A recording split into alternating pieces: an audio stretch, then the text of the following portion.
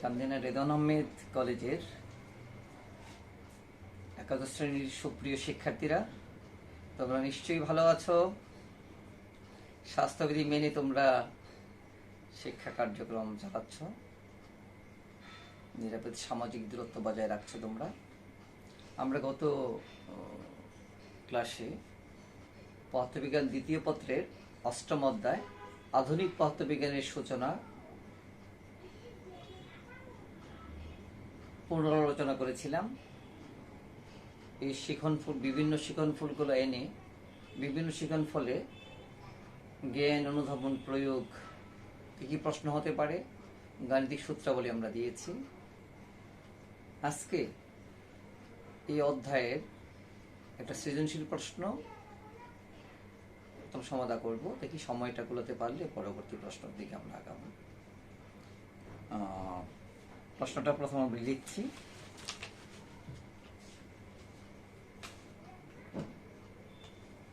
একটা আজকে পাঠের বিষয় কিন্তু সৃজনশীল প্রশ্ন সমাধান এই অধ্যায়ের।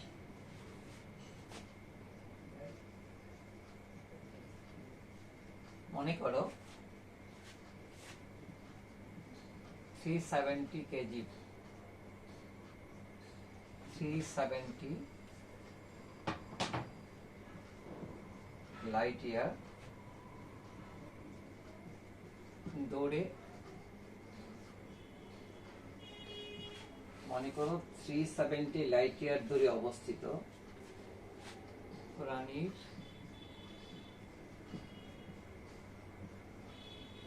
বসবাস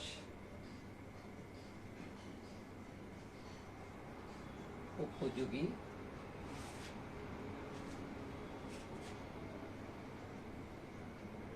একটি গ্রহের সন্ধান পেয়ে নাসার বিজ্ঞানীরা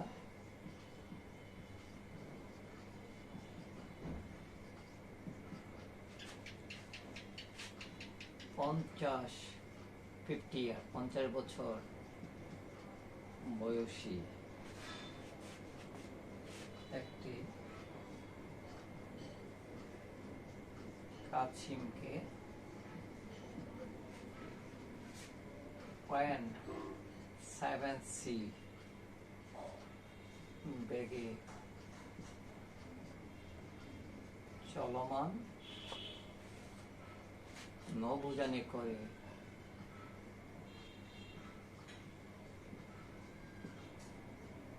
ওই গ্রহের উদ্দেশ্যে পাঠায়।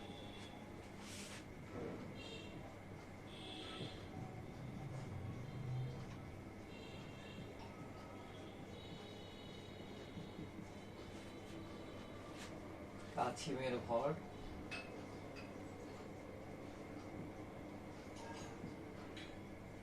30 কেজি, গড় আয়ু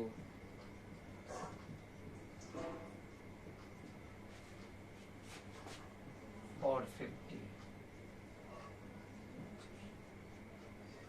এবং 1 আলোকবর্ষ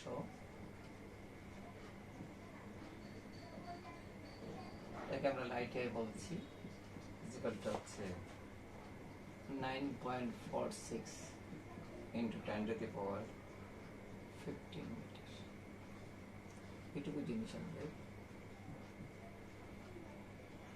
জানা দেয়া আছে। এই হচ্ছে সৃজনশীল প্রশ্নের উদ্দীপকটা। তোমরা উদ্দীপকটা দেখে, যেহেতু এই অধ্যায়ের উদ্দীপক, তাহলে তোমাদের এখানে ধরে নিতে হবে যে এখানে গাণিতিক প্রশ্নাবলীর মধ্যে আমরা দৈর্ঘ্য সংকোচন, কাল দীর্ঘায়ন, তারপর ভর বৃদ্ধিকরণ আমরা পেয়েছি। আপেক্ষিকতা, বিশেষ আপেক্ষিকতা তত্ত্বের প্রয়োগে যখন আমরা লরেন্জ রূপান্তর সমীকরণ প্রয়োগ করেছি, তখন কিন্তু এই সূত্রগুলো আমরা পেয়েছি। আমাদের চিন্তা ভাবনা ওদিকে যাবে। প্রথম প্রশ্নটা বুঝে নাও। 370 লাইট ইয়ার, 1 লাইট ইয়ার মানে 1 আলোকবর্ষ মানে হচ্ছে 9.46 into 10 to the power 15 metre, অনেক দূর। কিন্তু এরকম 370 বা 370 আলোকবর্ষ দূরে অবস্থিত প্রাণীর বসবাস উপযোগী একটি গ্রহের সন্ধান পেল কে?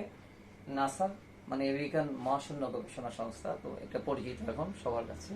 মহাশূন্য নিয়ে যারা কাজ করছে, মঙ্গল গ্রহ নিয়ে আমরা রিসেন্ট দেখেছি নাসার বিজ্ঞানীরা কি করেছেন, যে রকেট পাঠিয়েছিলেন তার ডায়াগ্রাম যেটা পাঠিয়েছে আমরা দেখেছি, ফটোচিত্র আমরা দেখেছি। আমাদের জন্য অবশ্যই এটা কৌতূহল উদ্দীপক একটা বিষয়। তাহলে নাসার বিজ্ঞানীরা সন্ধান পেল যে 370 অর্থাৎ 370 আলোকবর্ষ দূরে প্রাণীর বসবাস উপযোগী একটা গ্রহ আছে। তো এই পরীক্ষা চালানোর জন্য তারা 50 বছর বয়সী একটি কাসিমকে, আমরা জানি কাসিম দীর্ঘ সময় বাঁচে, প্রায় 500 বছর, 400 থেকে 500 বছর নর্মালি বাঁচে। এই আমাদের উদ্দীপকে যে কাসিমটার কথা বলা আছে, এখানে বলা আছে যে কাসিমের গড়াই হচ্ছে 450 বছর।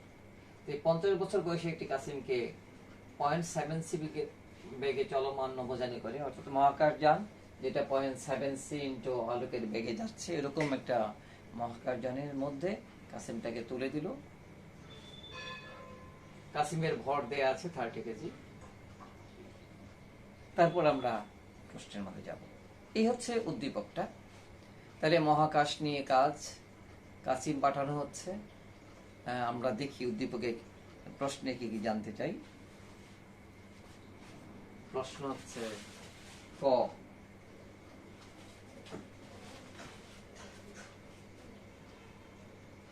ডি ব্রগলি তরঙ্গ কি? ক,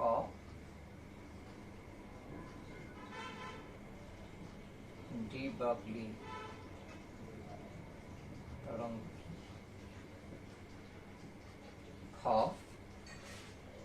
এক্স রশ্মি এতটা শক্তিশালী কেন?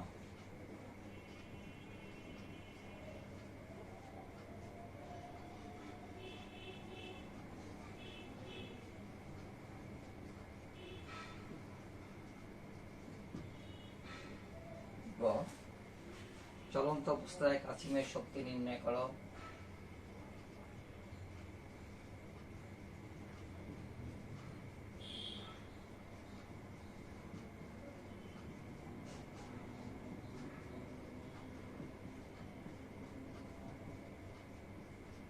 ঘ,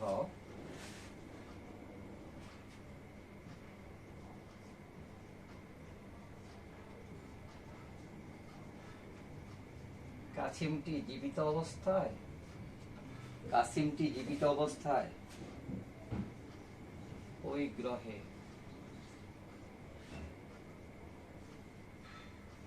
পৌঁছতে সক্ষম হবে কিনা।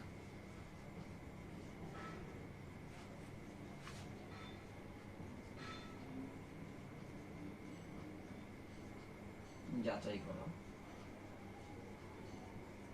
অর্থাৎ গাণিতিক বিশ্লেষণের সাথে তার উত্তর দাও। তাহলে এই উদ্দীপক থেকে আমরা 4টা প্রশ্নের উত্তর দিতে চাইব। এটা জ্ঞান দক্ষতা, অনুধাবন দক্ষতা, প্রয়োগ দক্ষতা এবং উচ্চতর দক্ষতা প্রশ্ন। আমি আবারও বলছি, তোমরা উদ্দীপকটা একটু ভালো করে পড়ে নাও। যে অনেক দূরে, পৃথিবীর থেকে অনেক দূরে 370 আলোকবর্ষ দূরে যে গ্রহ আছে, নাসার বিজ্ঞানীরা অনুমান করেছেন ওখানে অথবা মানুষের বসবাস, প্রাণীর বসবাস উপযোগী একটা পরিবেশ থাকতে পারে। এটা মনে করি 50 বছর বয়সী একটা কাসিমকে 0.7 ইন্টু আলোকের বেগ, ওই বেগে চলমান একটা নভোযানের মধ্যে তারা তুলে দিল। উদ্দীপকের যে প্রশ্নের উত্তর আমরা দিতে চাইব, বিশেষ করে গ, ঘ। ক এবং খ তো আমরা এমনিতে উত্তর দিতে পারি। যেমন ডি ব্রগলি তরঙ্গ কাকে বলে আমরা দেখেছি এই অধ্যায়ের প্রায় শেষের দিকের শিখন ফলটা, যে বস্তু তরঙ্গ আমরা দেখেছি ওয়েভ পার্টিকেল ডুয়ালিটি বা তরঙ্গ এবং কণার দ্বৈততা। একসাথে কোনো বস্তু তরঙ্গের বৈশিষ্ট্য প্রদর্শন করবে না, বা কোনো তরঙ্গ একসাথে কণার বৈশিষ্ট্য প্রদর্শন করবে না। তাহলে প্রতিটা বিজ্ঞানী ডি ব্রগলি বলেছেন যে প্রতিটা বস্তুর সাথে একটা তরঙ্গ সম্পৃক্ত থাকে, জড়িত থাকে। এই তরঙ্গটাকে বস্তু তরঙ্গ বা বিজ্ঞানী ডি ব্রগলির নাম অনুসারে তাকে ডি ব্রগলি তরঙ্গ বলে। তাহলে এক কথা ডি ব্রগলি তরঙ্গ কি? প্রতিটা বস্তুর সাথে যে তরঙ্গ যুক্ত থাকে কোয়ান্টাম বলবিদ্যা অনুসারে, সেই তরঙ্গটাকে বলছি আমরা ডি ব্রগলি তরঙ্গ বা বস্তু তরঙ্গ। তাই বিজ্ঞানী ডি ব্রগলির নাম অনুসারে তাকে ডি ব্রগলি তরঙ্গ দৈর্ঘ্য বলে। ডি ব্রগলি, এটা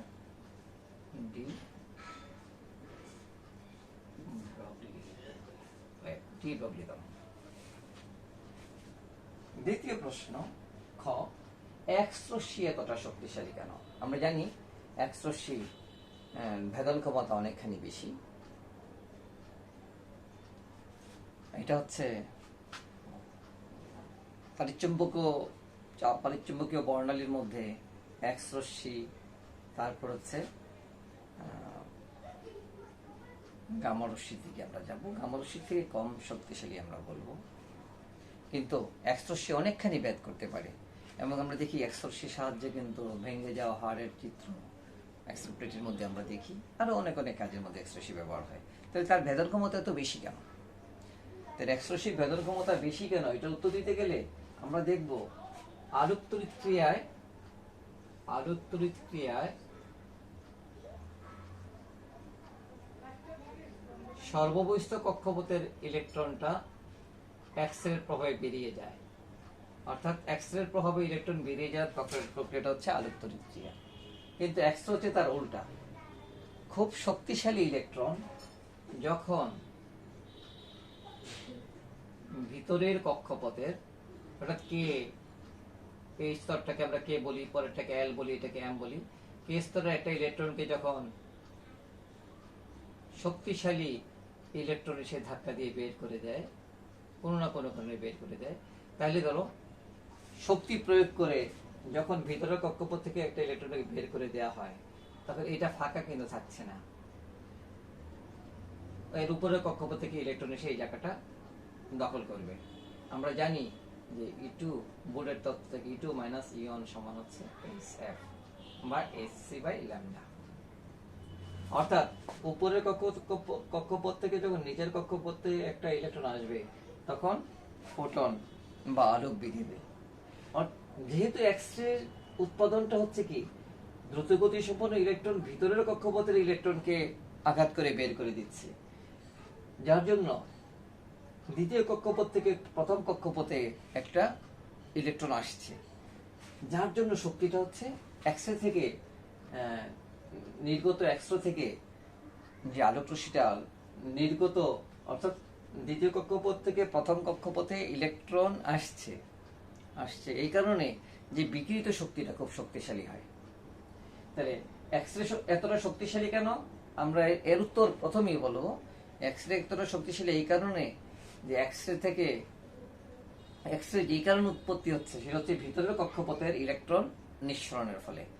বাইরের কক্ষপথের, অর্থাৎ পরমাণুর বাইরের কক্ষপথের ইলেকট্রনের নির্গমনের জন্য এক্স-রে উৎপন্ন হচ্ছে না, পরমাণুর ভিতরের কক্ষপথের ইলেকট্রনের নির্গমনের জন্য এক্স-রে উৎপন্ন হচ্ছে। এবং আমরা জানি ভিতরের কক্ষপথের ইলেকট্রন টাইটলি বন্ড, খুব শক্তভাবে কিন্তু নিউক্লিয়াসের সাথে আবদ্ধ থাকে, মানে পরমাণুতে আবদ্ধ থাকে, যার জন্য ভিতরের কক্ষপথের ইলেকট্রনকে বের করতে গেলে অনেক শক্তির প্রয়োজন। এবং যে কারণে দ্বিতীয় কক্ষপথ, মানে ভিতরের কক্ষপথ থেকে, ইনারমোস্ট বলছি আমরা, ভিতরের কক্ষপথ থেকে, অর্থাৎ দ্বিতীয় কক্ষপথ থেকে প্রথম এক কক্ষপথে যখন একটা ইলেকট্রন আসবে, তখনই আমরা দেখব এক্স রশ্মি বেরিয়ে যাবে। এই কারণে এক্স রশ্মি খুব শক্তিশালী। যদি বিষয়টা হতো একদম সর্ববহিস্থ কক্ষপথ থেকে, ধরে পরের কক্ষপথটা একটা ইলেকট্রন নির্গমনের ফলে, এটা বোরের তত্ত্ব থেকে, ইলেকট্রন যখন এক কক্ষপথ থেকে অন্য কক্ষপথে যায় তখন কিন্তু শক্তির নির্গমন বা শোষণ ঘটে, বিজ্ঞানী বোর বলেছেন আমাদের। ঠিক এই তত্ত্ব থেকে আমরা বলতে পারি, মানে ভিতরে দ্বিতীয় কক্ষপথ থেকে প্রথম কক্ষপথে যখন একটা ইলেকট্রন আসছে, তাহলে মানে কি, তাহলে ইলেকট্রন নিঃসরণ হচ্ছে, ঠিক এই সময় কিন্তু এক্স-রে বেরিয়ে যাচ্ছে। তাহলে এক্স রশ্মি এতটা শক্তিশালী কেন? তার উত্তরে বলবো যে ভিতরের দ্বিতীয় কক্ষপথ থেকে প্রথম কক্ষপথ থেকে ইলেকট্রন নির্গমনের কারণে বোরের তত্ত্ব থেকে আমরা দেখছি যে আলোক রশ্মি বেরোচ্ছে, এক্স রশ্মি বেরোচ্ছে। যেহেতু ভিতরের কক্ষপথের ইলেকট্রন নির্গমনের কারণে এই বিষয়টা হচ্ছে, যার জন্য এক্স-রে শক্তিশালী হচ্ছে। উত্তর এটা হবে। তাহলে এর জ্ঞানের অংশটা কি, এক্স রশ্মি এতটা শক্তিশালী কেন, আমরা বোর তত্ত্বটা বলবো। আর বোর তত্ত্বটা কি? বোর তত্ত্ব বলে যে এক কক্ষপথ থেকে অন্য কক্ষপথ থেকে ইলেকট্রন নির্গমনের জন্য শক্তির নিঃসরণ বা শোষণ হয়, এখানে যেহেতু দ্বিতীয় কক্ষপথ থেকে প্রথম কক্ষপথ বা ভিতরের দ্বিতীয় কক্ষপথ থেকে প্রথম কক্ষপথে ইলেকট্রনের নিঃসরণ ঘটছে, যার জন্য এক্সট্রা শক্তিশালী হচ্ছে। তাহলে এটা জ্ঞানের অনুধাবনের বিষয়টার উত্তর এরকম হবে। 3 নম্বর বিষয়, চলন্ত অবস্থায় কাছিমের শক্তি নির্ণয় করো। চলন্ত অবস্থায় কাছিমের শক্তি নির্ণয় করো।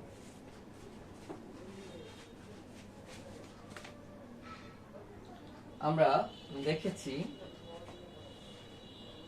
গয়ের উত্তর, আমরা দেখেছি গতিশক্তি ই কে সমান হচ্ছে m minus m nought C square, বা m হচ্ছে m nought by root over of 1 minus v square by C square minus m nought into C square. এই প্রশ্নে m নট এর মান দেয়া আছে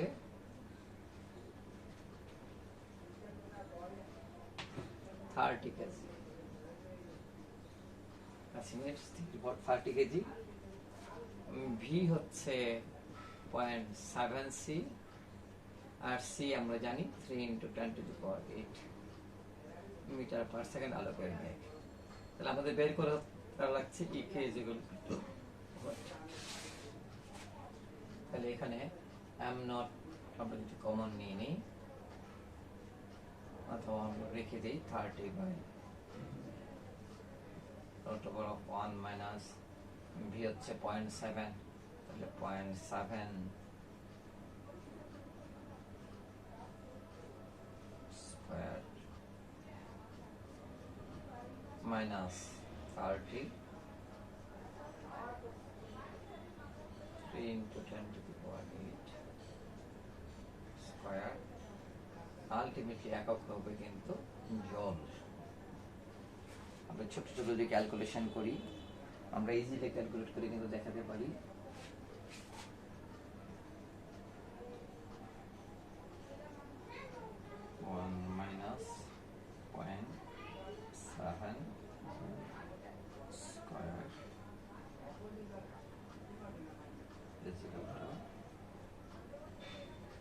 Point 51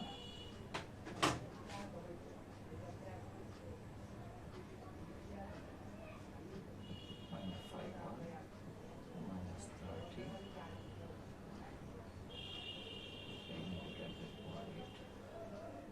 square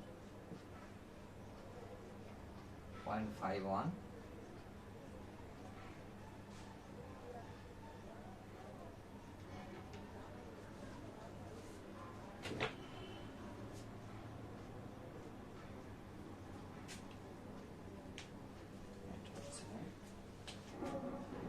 28.8235 3 × 10⁸ into 3 × 10⁸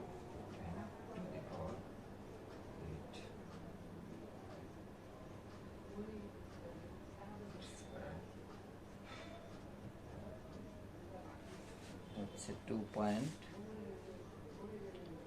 1.08 into 10⁸ into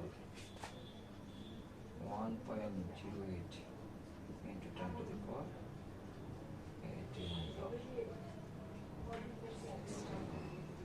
1.08 into 10⁸ 18 আমার এখানে আসছে কিন্তু 2.5941 into 10⁸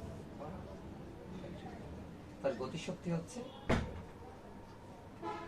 তাহলে যে কাসিমকে এই গ্রহের উদ্দেশ্যে পাঠানো হয়েছিল তার গতিশক্তি হবে 2.5941 into 10⁸ জল। তাহলে গয়ের প্রশ্নের উত্তর আমরা দিতে পারলাম। আমাদের খুব ইমপ্রেসিভ বা খুব উৎসাহবর্ধক প্রশ্ন হবে ঘ। গ পর্যন্ত আমরা ইজিলি কিন্তু দিতে পারি। ঘয়ের প্রশ্নের দেওয়া হয়েছিল কাসিমটি কি জীবিত অবস্থায় ওই গ্রহে পৌঁছতে পারবে কিনা। জীবিত অবস্থায় ওই গ্রহে পৌঁছতে হলে তাকে পৌঁছতে হবে 450 বছরের মধ্যে। আমরা এখন ঘয়ের প্রশ্নের উত্তর দেব।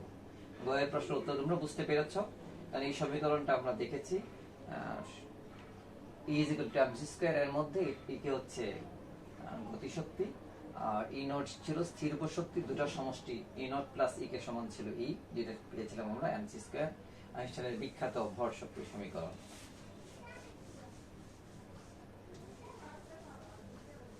এখন আমরা ঘয়ের উত্তর দেব।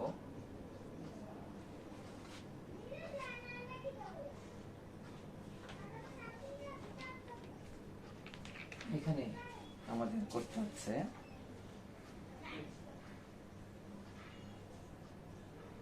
ধরো কাছিমটা স্থির অবস্থায়, কাছিম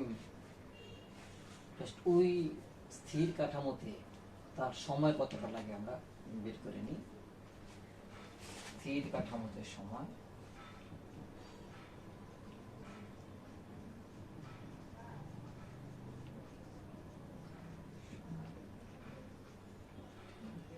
আমরা জানি s is equal to vt, t সমান হচ্ছে s by v minus c, t হচ্ছে 2 by v।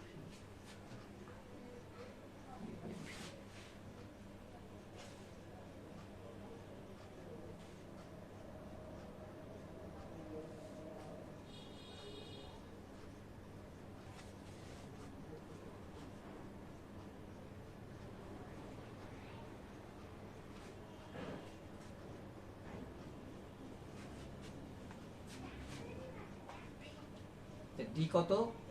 ডি হচ্ছে 370, 370 into light year, 9.46 into 10 to the power 15, আর নিচে ভি হচ্ছে 0.7 C, 0.7 into 3 into 10 to the power 8, অর্থাৎ এখানে ডি হচ্ছে 370 light year, 370 into 9.46 into 10 to the power 15 metre আমরা হিসাব করতে পারি। আর বি হচ্ছে 0.7 সি, মানে 0.7 into 3 into 10 to the power 8 metre per second. যাই হোক, এটাকে ভাগ করে ফেলি, আমরা দেখব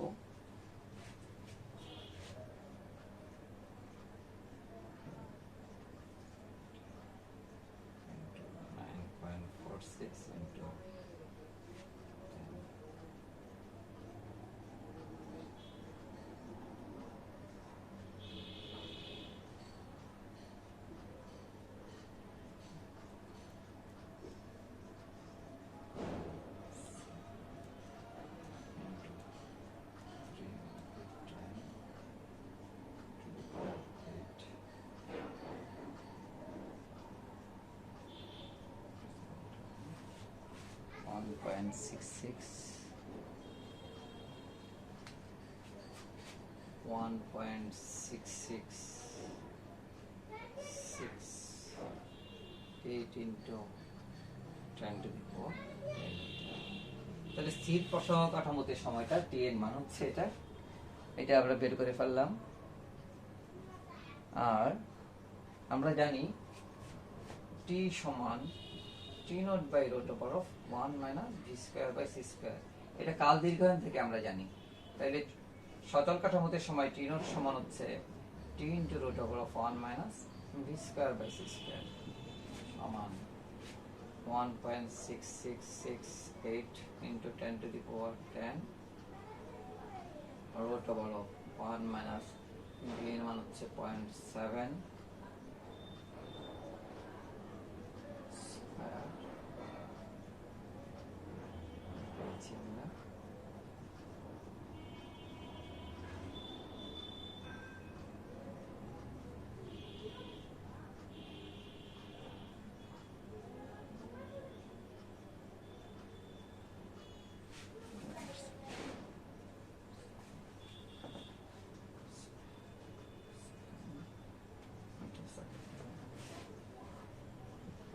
হচ্ছে 1.8 into 10 to the power 10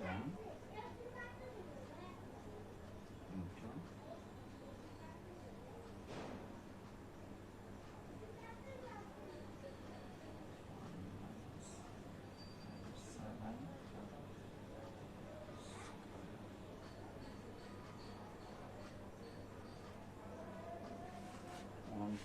1.19 into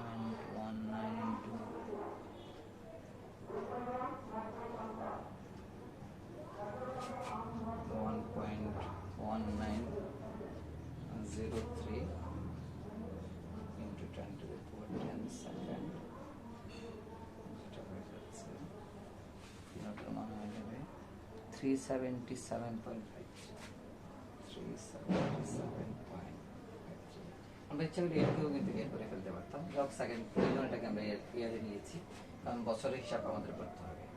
তাহলে যে কাসিমটাকে আমরা 50 বছর বয়সে একটা কাসিমকে পাঠিয়েছিলাম, দেখা গেল তার সময় লেগেছে 377.53। আর কোথায় সময়টা তার? এটা হচ্ছে চলমান কাঠামোতে সময়। তাহলে কাসিমের বর্তমান বয়স কত হবে?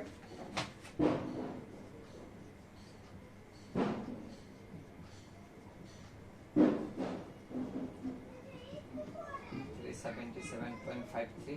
তাহলে পাঠানো হয়েছিল 50 বছরে, তার বয়স হলো 377.53 প্লাস 50 ইকুয়াল টু হচ্ছে 427.4। যে কাশি 50 বছর বয়সী যে কাসিমটাকে পাঠানো হয়েছিল 0.7c বেগে, সে ওই গ্রহে পৌঁছেছে 427.53 বছরে। আমরা দেয়া আছে উদ্দীপকে কাসিমের গড় বাড়ি হচ্ছে 450 বছর। তাহলে ঘতে জানতে চাওয়া হয়েছিল কাসিমটা কি জীবিত অবস্থায় ওই গ্রহে পৌঁছতে পারবে।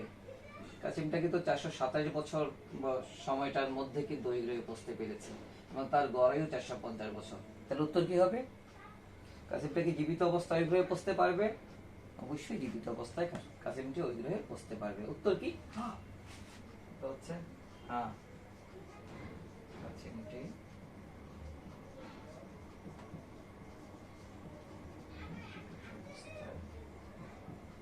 ওই গ্রহে পৌঁছতে সক্ষম হবে।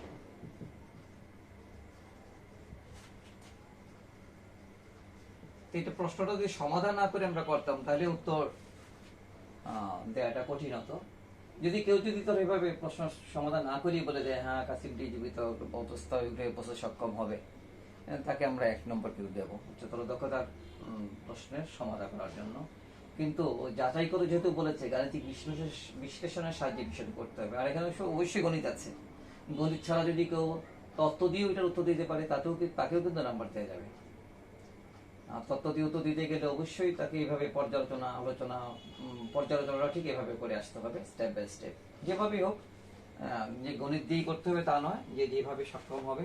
এই জায়গাটার মধ্যে কাসিমটা জীবিত অবস্থায় গ্রহে পৌঁছতে পারবে কি পারবে না, তার যদি তারা তুলনামূলক আলোচনাটা দিতে পারে কোনো শিক্ষার্থী, তাহলে আমরা তাকে কিন্তু পূর্ণ উত্তর দেবো। তাহলে তোমরা বুঝতে পেরেছ যে একটা উদ্দীপক আমরা নিয়েছি, এরকম অসংখ্য উদ্দীপক কিন্তু সেট করা যায়। এই উদ্দীপক তোমরা বিভিন্ন বইয়ের মধ্যে পাবে। আমরা আপেক্ষিকতার ধারণা, বিশেষ তত্ত্বের ধারণা থেকে এখানে দুটা গাণিতিক সূত্র প্রয়োগ লেগেছে আমাদের। একটা হচ্ছে কাল দীর্ঘায়ন, আর গয়ের প্রশ্ন ছিল শক্তি যে ইজিক্যাল টু mc স্কয়ার, ভর শক্তি সমীকরণের গতি শক্তির সমীকরণটা আমাদের লেগেছে। এরকম উদ্দীপক আমরা যে সূত্রগুলো দিয়েছি আমরা লিখে দিয়েছিলাম গত ক্লাসটায়, যেহেতু যে কোন শিখনফলে কোন গাণিতিক সূত্রটা আছে। তোমরা যদি পুরোটা শিখনফল ভিত্তিতে যদি তোমরা লিখে ফেলো, বারবার যদি প্র্যাকটিস করো, তাহলে জ্ঞান ও ধর্ম প্রয়োগ বা উচ্চতর দক্ষতার যে কোনো প্রশ্নের তোমরা উত্তর দিতে সক্ষম হবে। তাহলে আজকের ক্লাসটায় আমরা একটা শিখনফল নিয়েছি, এবং তোমাদের পরীক্ষার সাজেশনের জন্য আমরা প্রথম পত্রের 6টা এবং দ্বিতীয় পত্রের 2টা অধ্যায় নিয়েছি। এবং দ্বিতীয় পত্রের 2টা অধ্যায় মানে প্রথম অধ্যায় তাপগতিবিদ্যা, এবং অষ্টম অধ্যায় হচ্ছে আধুনিক পদার্থবিজ্ঞানের সূচনা। আধুনিক পদার্থবিজ্ঞানের সূচনা থেকে আমরা একটা সৃজনশীল প্রশ্ন নিয়ে তার জ্ঞান, অনুধাবন, প্রয়োগ এবং উচ্চতর দক্ষতা সমাধা করে দিয়েছি। এটা একটা ধরো প্রতীক বা মডেল সমাধান। তোমরা প্র্যাকটিস করো। এইটার উত্তর যদি তোমরা শিখে ফেলতে পারো, তাহলে পরবর্তী যে সৃজনশীল প্রশ্ন, আমরা এই অধ্যায় থেকে 4টা সৃজনশীল প্রশ্ন দিয়েছি, তাহলে তোমরা পরের প্রশ্নগুলো উত্তর তোমরা সমাধান করে ফেলতে পারবে। এইভাবে বারবার সৃজনশীল প্রশ্ন যদি তোমরা বারবার প্র্যাকটিস করো, আর যে অবস্থানে আছো, যে বাড়িতে আছো, যে অবস্থানে আছো, তাহলে দেখবে যে এইভাবেই তোমরা আস্তে আস্তে করে কিন্তু দক্ষ হবে। এবং সৃজনশীল প্রশ্ন সমাধানের প্রথম কাজটা হচ্ছে আগে প্রতিটা সৃজনশীল প্রশ্নের জ্ঞান, অনুধাবন, প্রয়োগ প্রশ্নগুলো আমরা যেভাবে আগে লেকচারগুলো দিয়েছি ওখানে শেষ করে ফেলা, তারপর সৃজনশীল প্রশ্ন করা। এইভাবে যদি তোমরা চর্চাটা করো, তাহলে দেখবে যে খুব সহজভাবেই কিন্তু সৃজনশীল প্রশ্নের সমাধান করে ফেলতে পারবে। তাহলে তোমরা সবাই ভালো থাকতে চেষ্টা করো, স্বাস্থ্যবিধি মেনে চলো। পরবর্তী ক্লাসে আমরা আরো সৃজনশীল প্রশ্নের সমাধান নিয়ে আসবো। সবাই ভালো থেকো।